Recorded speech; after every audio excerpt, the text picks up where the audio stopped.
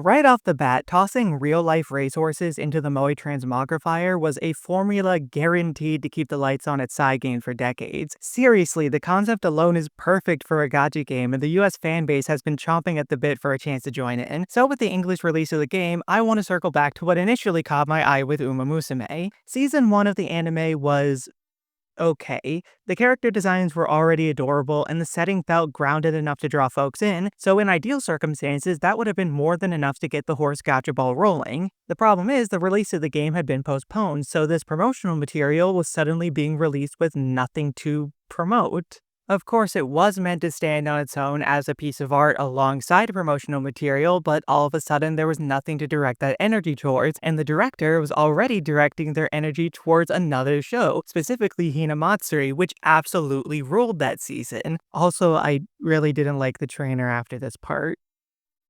Ugh.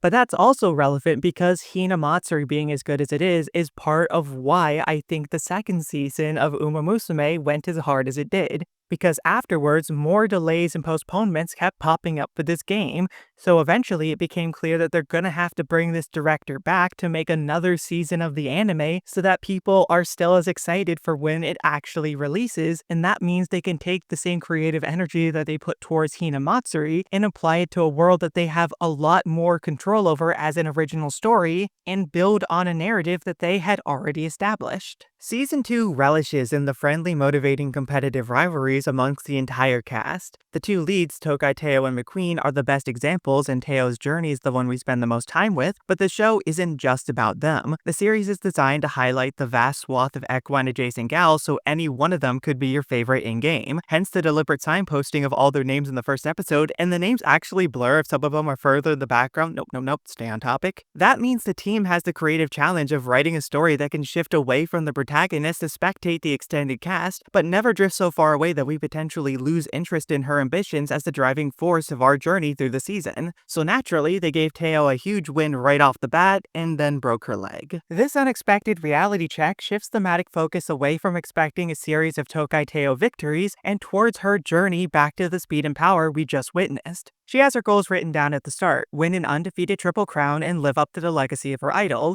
Her first fractures that goal down to simply remaining undefeated, and you can guess what happens in that regard. This struggle makes her compelling to watch, and her downtime away from racing gives the writers a chance to flesh out not only the vast and varying ambitions of the other racers and/or dump as much exposition about the other girls as they see fit, it also primes you to anticipate a level of emotional vulnerability and resonant struggle in the face of potentially losing the chance to engage with your passions that hit me way harder than I would expect from what I must remind you is still technically an extended ad for a gacha game. I don't want to spoil anything, since if you've played the game already, you'd probably be curious enough to watch this already, so I'll end off by saying that Rice Shower deserves better, and I'd fight anyone in universe who claims otherwise, and that running gag with the barber is a nice touch since you can forget about them until she pops back up again. It's not quite peak, but they did have me rooting for every character they put the spotlight on, and I think that's pretty cool.